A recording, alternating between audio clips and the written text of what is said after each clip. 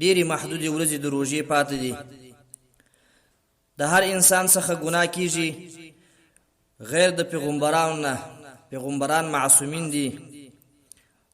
نور د هر انسان څخه څه نه څه ګناه کیږي، خو بهتره انسان، غوره انسان و الله ته هغه څوک دی چې خپل په ګناهو باندې پښیمانه وي او الله ته په صدق سره توبه وباسي. دغه انسان و الله ته ډیر محبوب وي. خدا نه خسته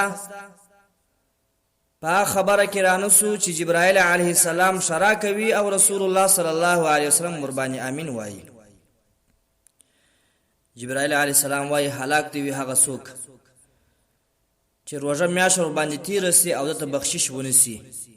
او رسول الله صلی الله علیه وسلم وربانی وایي امین. امین معنا څه ده؟ اللهم استجب یا الله. دا خبره د جبرائیل قبول کړه. او خداوند متعال بخشش کوونکی ذات دی. خداوند متعال قبولونکی د توبې دی.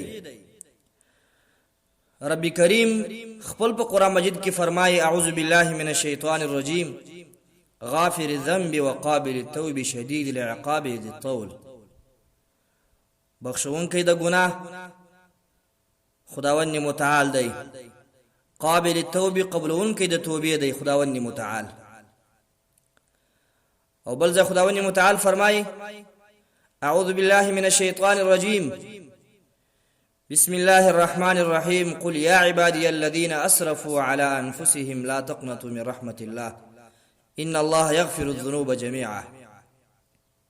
یا رسول الله صلی الله علیه وسلم الله تعالی خپل محبوب ته فرمایي یا رسول الله ته زما بندگانو ته ووایه هغه بندگانو ته چې هغه اسراف کړی دی خپل په نفسو باندې، ګناهونه یې کړي دي، زناوې یې کړي دي، لیواتت یې کړی دی،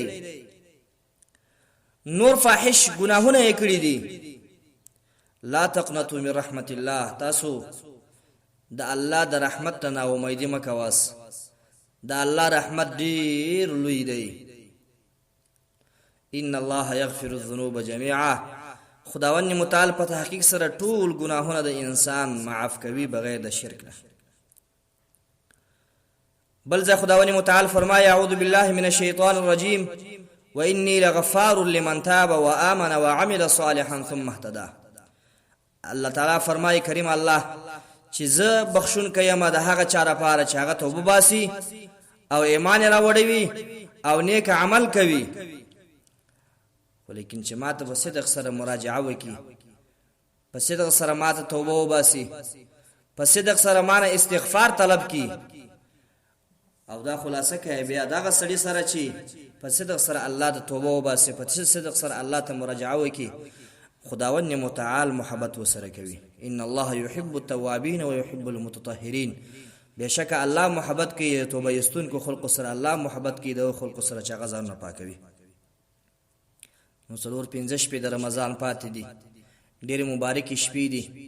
باید په عبث او په لهو په ذل دغسې تېرې نه کو، باید د الله په عبادت تیر کو، باید د الله تعالی په اذکار تیر کو، باید په نبی صلی الله علیه وسلم باندې زیات درودونه ووایو، باید خپل د ګناهو بخشش د الله نه وغواړو او الله ته په ژړا سو چې یا الله خداوند متعال انسان یما، نفس را سره دی، شیطان را سره دی، شیطان می دوکه کوي، نفس می دوکه کوي. خداوند متعال که څه ګناهونه ما څخه سوي یا الله په ګناهو باندې زه پښیمانه یم، یا الله په ګناهو باندې زه پښیمانه یم، یا الله په ګناهو باندې زه پښیمانه یم. خداوند متعال ما ته بخشش وکړه.